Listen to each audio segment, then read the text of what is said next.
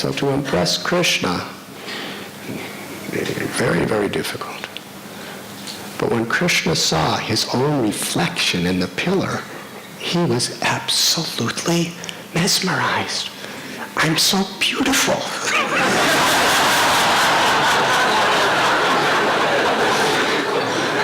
I'm infinitely beautiful. And this beauty is ever increasing forever. But when Krishna saw his own beauty, he understood, I can't really appreciate it. Only Radharani really appreciates it. If I really want to understand my beauty, I have to see through the heart of Sri Radha, because she loves me so much.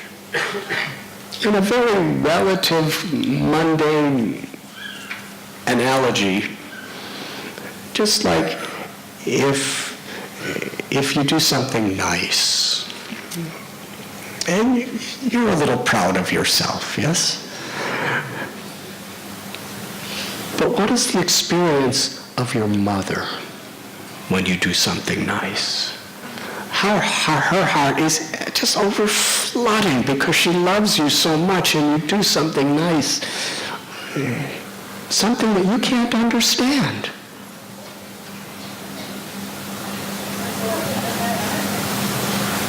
Because love reveals truths about somebody that are a mystery through any other way. So Radharani, who is the supreme lover, Krishna was looking at himself and he was thinking, what does Radha see when she sees me? What is her feeling? When the fragrance of my body enters into a breeze and Sri Radha smells that breeze, she becomes so totally intoxicated that she wants to merge into the breeze. She starts jumping into the breeze. When she sees a tamil tree and remembers my complexion, weeping, hair standing on end in ecstasy, she embraces again and again and again the tamil tree, thinking it's me. What is the taste of Radha's love? And what does she experience when she tastes my love?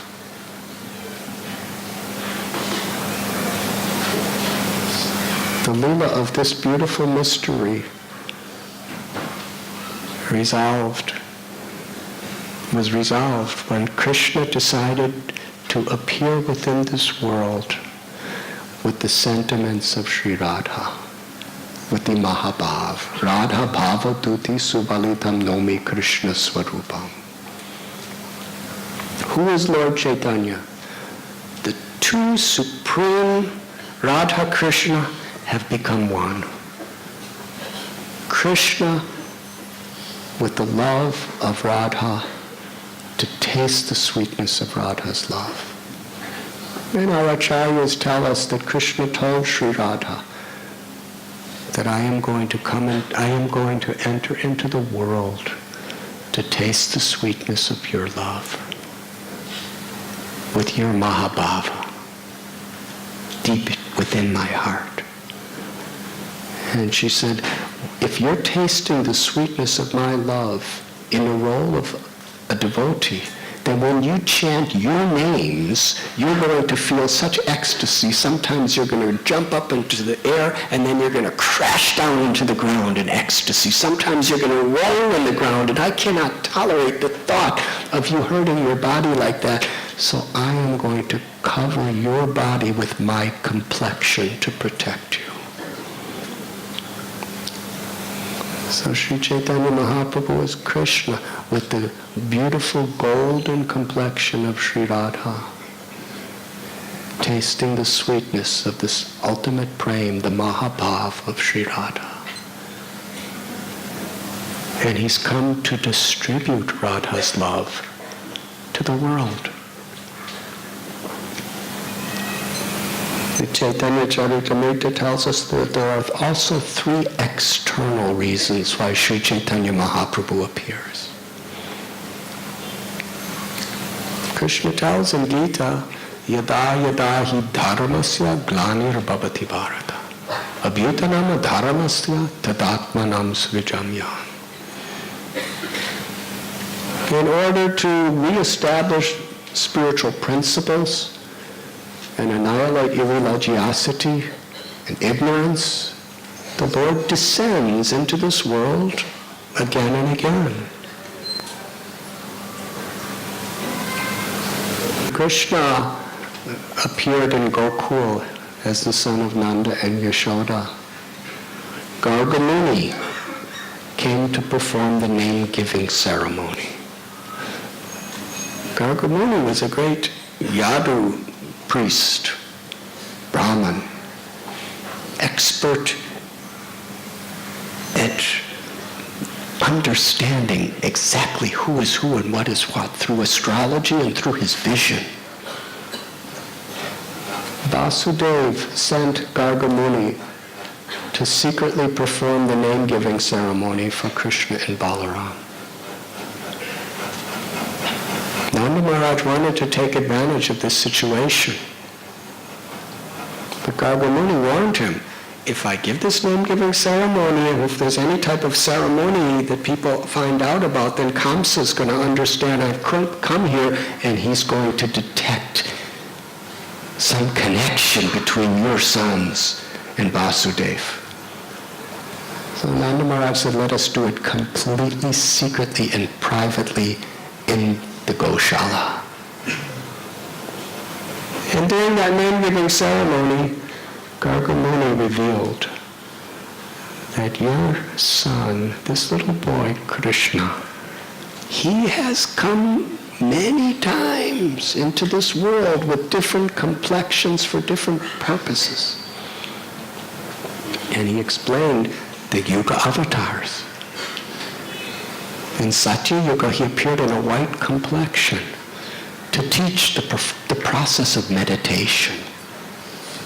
In Treta Yuga, he appears in a red complexion to teach Yajna, the Yuga Dharma. In Dwapara Yuga, he appeared, and in Kali Yuga, he will appear in a golden yellow complexion. And what is the Yuga Dharma for Kali Yuga? The congregational chanting of the holy names. And now he has appeared in this beautiful blackish complexion. The Yuga Dharma of Dwapara Yuga is the worshipping the form of the Lord, deity worship. So in this age of Kali, every age of Kali, the Lord appears as Yuga Avatar to teach this Harinam Sankirtan movement. But very interesting. Only once in a day of Brahma does the Supreme Lord appear in his original form of Krishna to taste the sweetness of Radha's love for the purpose of giving the love of Vrindavan to the people of the world. A day of Brahma is 3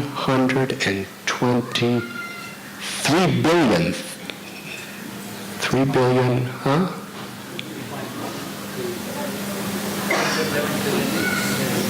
One day. 4 billion, 4,320 million years is one day of Brahma. And then he has the same night. So that means one day and night of Brahma is 8,640,000,000 years. That's a day. And 30 of such days equals one of his months. And 12 of those months equal a year. And he lives 100 years, which is equal to approximately over 3 trillion years. Hare Krishna. Now you think that's a long time. But for Brahma time passes as fast as it does for you. Things are very relative.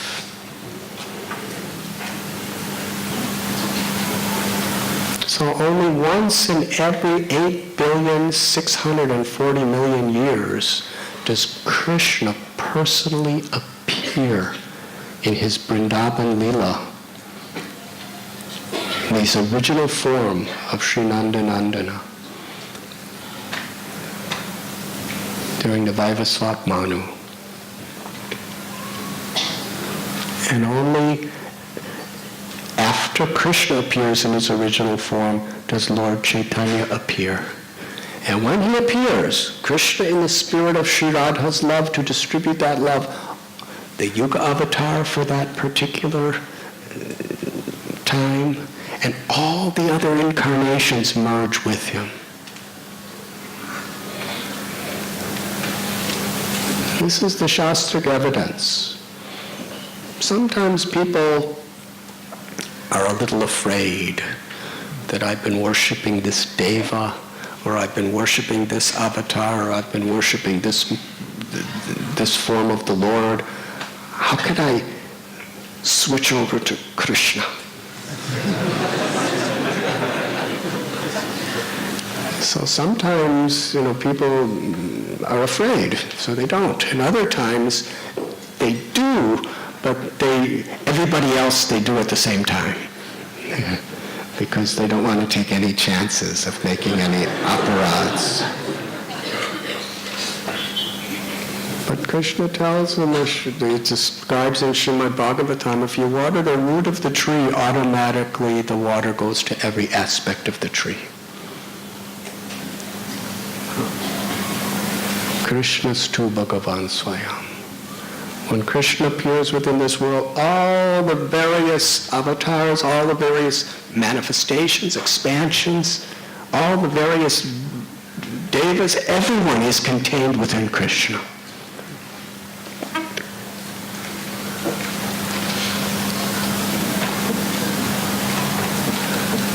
So that is the appearance of Sri Chaitanya Mahaprabhu. Now, how it actually took place. Before Lord Chaitanya came to this world, he sent many of his most intimate, loving associates from the spiritual world. They appeared in different places. In the area of Srihata,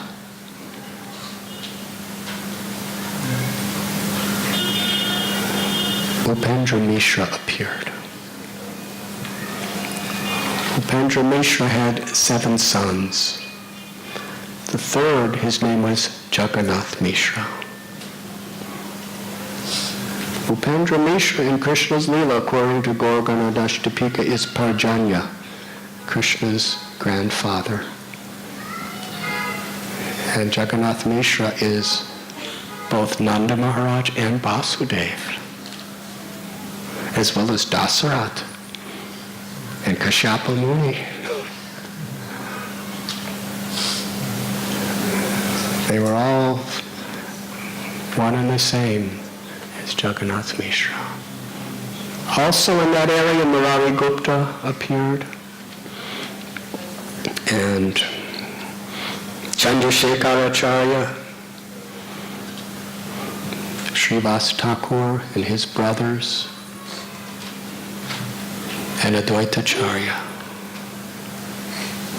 In the Chattagaon area, Pundarik Vidyanidhi, Mukunda Dat, Vasudev Dat. In the Ekachakra area, Nityananda appeared. In the Bhudan area, Haridas Thakura appeared. He was approximately 32 years older than Lord Chaitanya. In Trihuta, Paramananda Puri appeared. And there was great Madhavendra Puri. All these great souls came to this world to prepare for Lord Chaitanya's advent.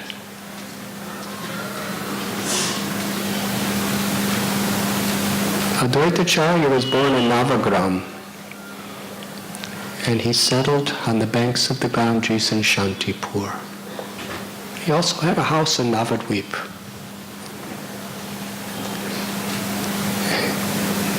And Sri Thakur Haridas, he was born in Bhutan.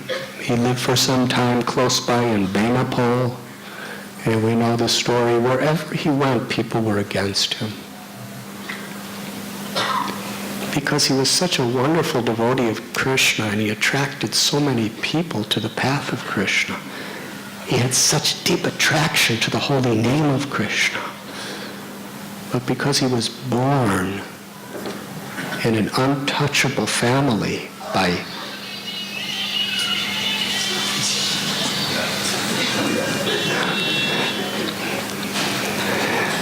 cell phones are very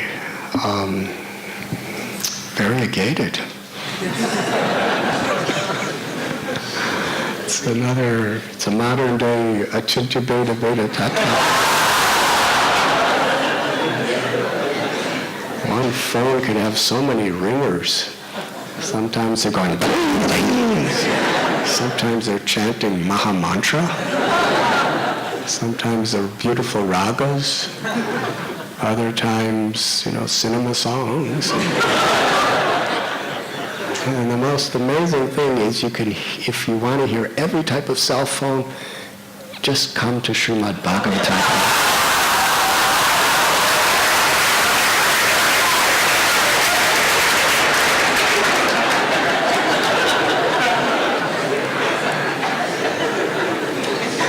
You will hear so many varieties.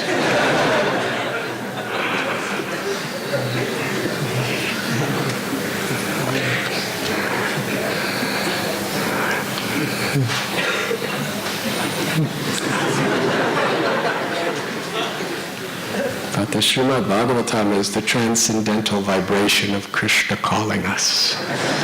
So better we tune into this vibration, and better if you turn off your cell phones. So Thakur Haridas, because of his family that he was born in, people were constantly judging him and condemning him. People were trying to destroy him. They were spreading the worst, terrible, horrible rumors against him, trying to implicate him in scandals that would destroy his reputation. And ultimately he came to Shantipur because he was being rejected everywhere. And there Advaitacharya, who was the very leader of the entire Brahmin community, he welcomed Haridas Thakura with such love and gratitude. He recognized this is a pure devotee. And even though Haridas Thakura was, by some people's standards, untouchable, Advaitacharya not only touched him, he embraced him. And he said, I want you to live as close as possible to me. But Haridas was such an austere person, he would live in little huts and caves. So just to please him, Advaitacharya arranged for a beautiful little cave right near the banks of the river Ganga in Fuliagram near Shantipur. And every day they would meet. And during the Shraddha Patra, when Advaitacharya was invited in Bengal at that time, this Shraddha was a very, very prominent and also very prestigious event. Just like today, a lot of wealthy people in India, they have marriages, and how they celebrate their marriage is very much prestigious. Someone was just telling me recently, I was in Delhi, and they were saying how, when you get married, or when you marry your daughter, or your son, whatever it may be, it determines so much of the business you're going to get and your livelihood. Because people see your stability, your security, your power, your force, your influence by who's coming and how you're celebrating it and how much food you have, and I don't understand these things. It's so easy being a Swami.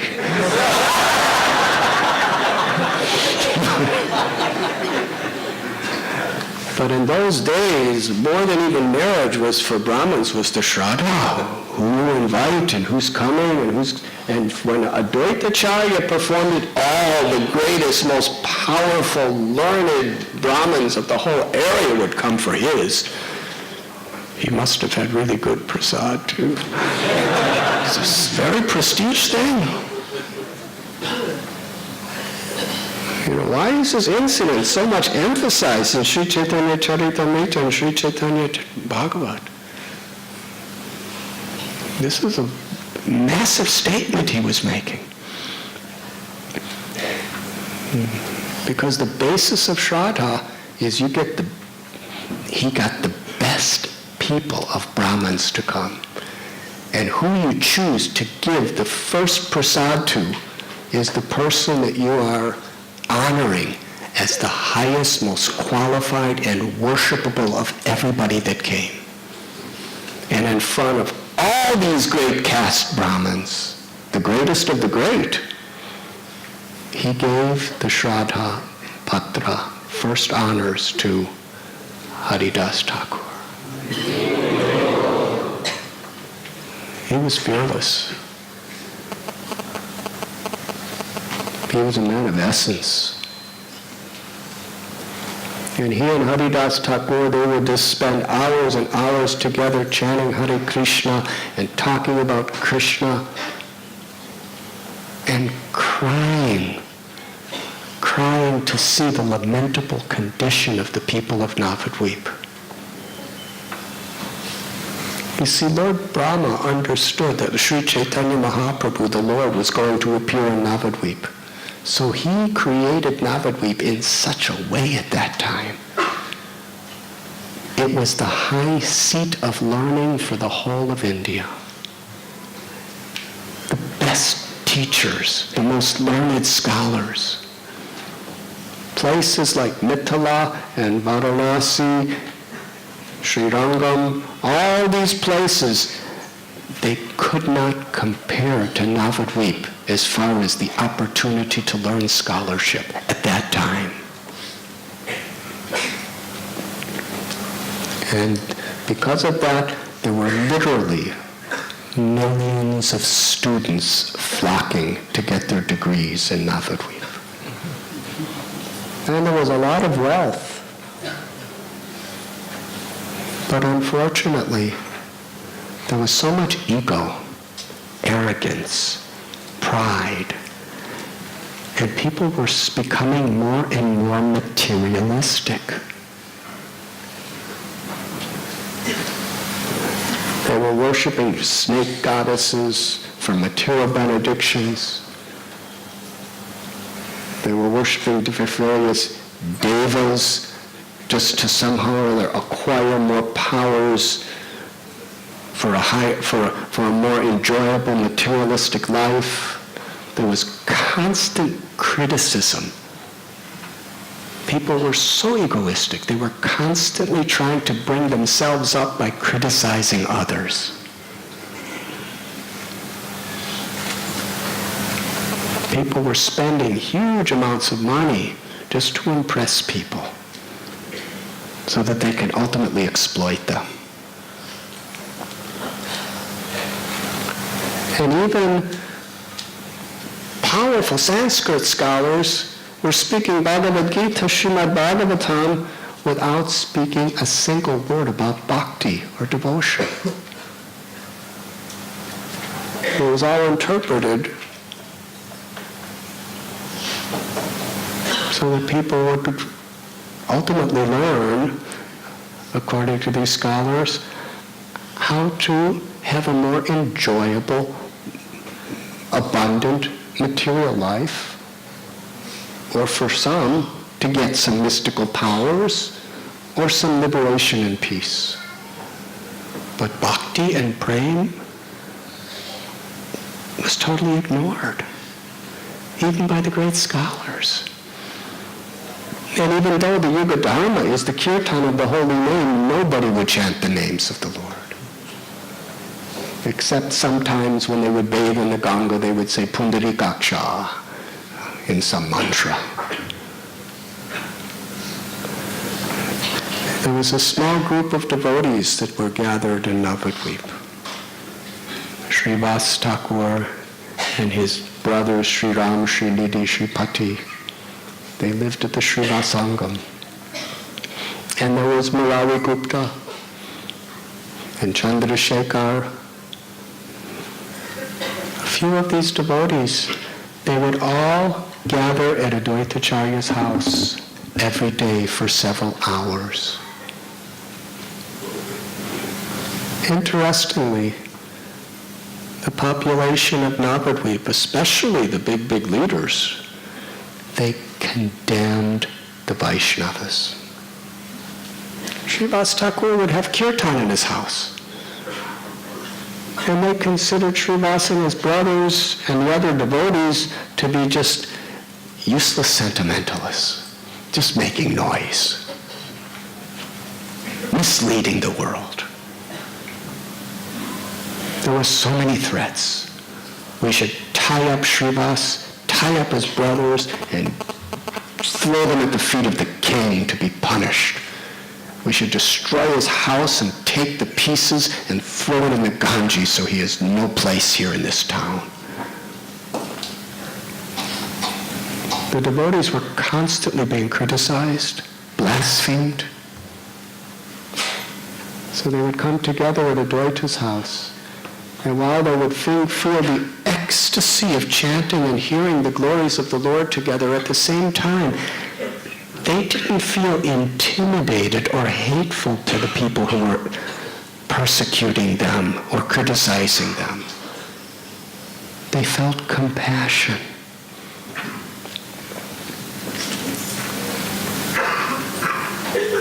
Haridas and his brothers, they would perform kirtan, weeping and crying, begging Krishna to appear. Because they had no power to affect these people. They were so deeply engrossed in their egos. Haridas Thakura and Advaita, they would speak together, they would chant together, they would pray together, with the fixed motivation of somehow inviting Krishna to appear to deliver these people, to give pure devotional service to this world, which is so bereft in darkness.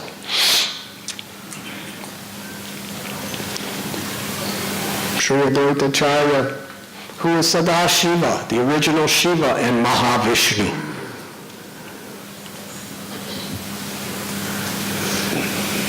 The original Purusha, who by his exhalation manifests the entire cosmic creation. He took such a humble role. And seeing the lamentable condition out of his sheer compassion for you and me and every living being, he vowed to bring Krishna personally into this world to induce people to chant the holy names. And he was reading the Shastras.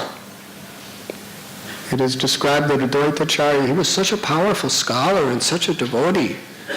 He would read Vedanta, he would read Upanishads, he would read Mahabharata, he would read the Puranas, he would read the Sutras, every literature.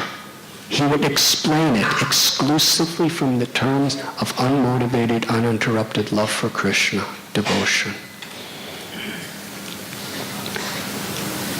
He came upon a verse in the Gautamiya Tantra which describes that Krishna is, his heart is so kind and compassionate to his devotee that if one with sincere love and devotion just offers some tulsi leaves and water from the Ganga that Krishna will fulfill that person's desires. So Advaitacharya took that as his heart and soul. And on the bank of the Ganga, for hours and hours every day, he would offer his family Shalagram Shila Krishna Ganga water and tulsi leaves and tulsi manjaris, flowers. And as he would offer, he would cry out with tears of compassion for the people of this world. He would cry out for Krishna to come, to descend, to spread the glories of the holy name.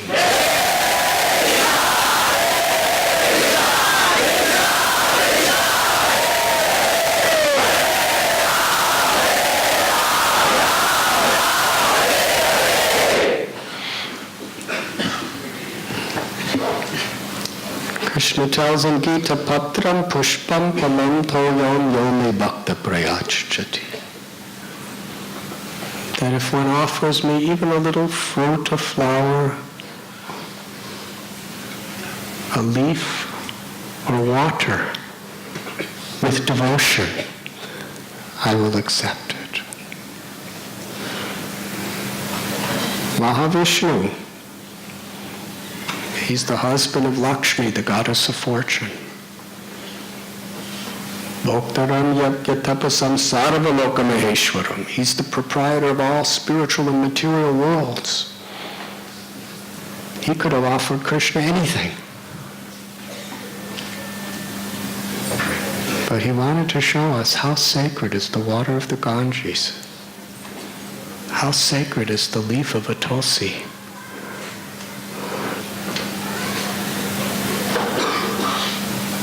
He wasn't building temples, he wasn't building skyscrapers. He was just offering some Ganga water and tulsi with love and devotion.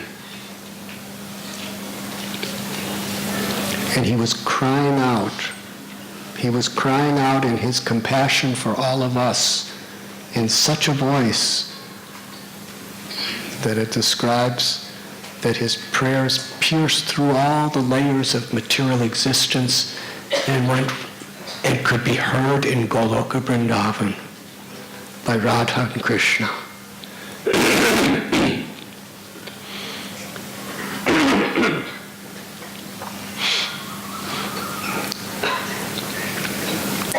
And how Krishna orchestrated this in such a special way to show the unit, to show how much he's pleased by the unity among devotees.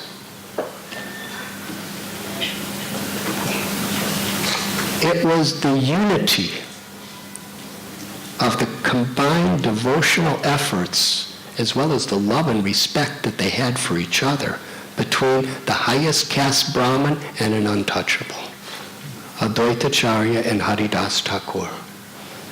It was primarily their united compassion toward the conditioned souls, which was very much based on their love and respect for each other,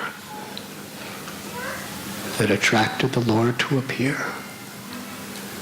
As Advaitacharya was crying out with tulsi leaves and Ganga water, Haridas Thakura, practically day and night in his little cave, he was crying out the holy names, praying for Krishna to descend, to show mercy to those people of this world.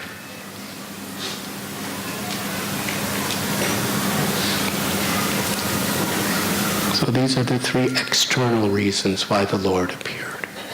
To fulfill his promise in the Gita that he appears again and again, to manifest his form as the Yuga avatar, to spread the glories of the holy name, and to fulfill the wish and the prayers of Advaitacharya. Krishna wanted to show that he manifests through the compassion of his devotees. And that is an eternal principle.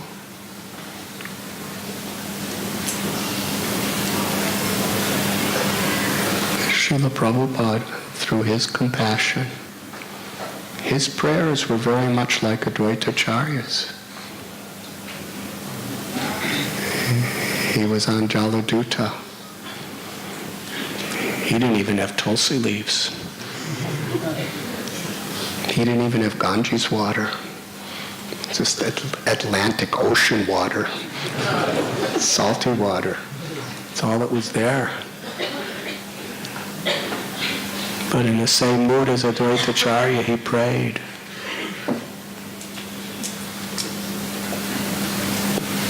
Krishna, please appear. Appear through my words to reach these people's hearts. Due to the modes of passion and ignorance, people are so enthusiastic to try to make their material life better, but in the process become so implicated and bound by karma. And they have forgotten the real treasure of life. They have forgotten you, my Lord. I have no power to help them. That's what Advaita was saying. I have no power to help them. Only if you come, Krishna, only is it possible.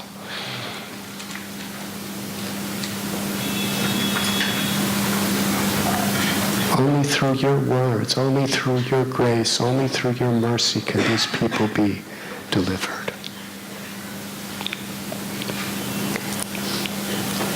So just as the Lord appeared by the calls and the compassion of Advaita, similarly the Lord appears in our lives through the compassion of the great souls. Srila Prabhupada. The Lord appeared to all of us through his prayers of compassion. And all he's asked us to do is be instruments of that compassion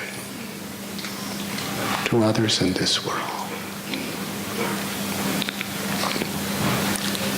So it is described in Sri Chaitanya Charitamrita that Jagannath Mishra was living in Navadweep, and he happened to meet another very, very great empowered Brahmin named Nilambar Chakravarti, who happened to be an incarnation of Gargamuni from Krishna's Leela. And Jagannath Mishra married his daughter, whose name is Sachi Devi.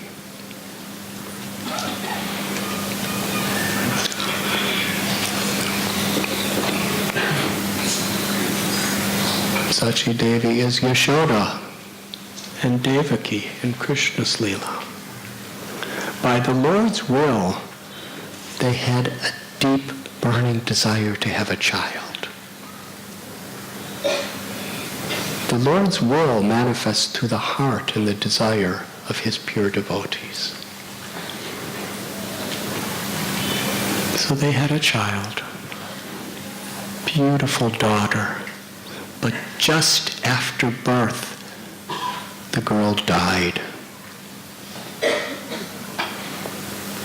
Sometime later, they had another little girl. She died. 8 consecutive, beautiful, little, lovely infant girls died.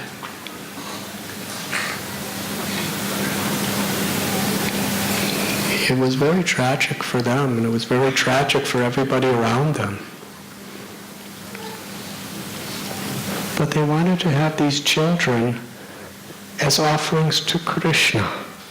It wasn't simply for them.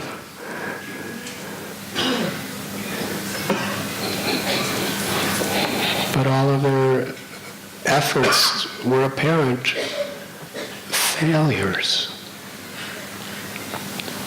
It's a very good lesson for us. It's not that if we have some very, very important service we want to render, that because we're doing it for Krishna, that everything's going to go exactly according to our plan. Didn't happen that way with Devaki and Vasudeva. And it certainly didn't happen that way for Jagannath Mishra and Sachi Devi. Pure devotional service, awakening Krishna in our hearts, is not a cheap thing. So they performed very, very special puja and did incredible worship of the Lord because they wanted a child to raise for Krishna's purpose, for Krishna's pleasure. And then they had a child. He was a manifestation of Lord Balaram. His name was Vishwarup. He was such a beautiful child. He had such extraordinary good qualities, and he lived.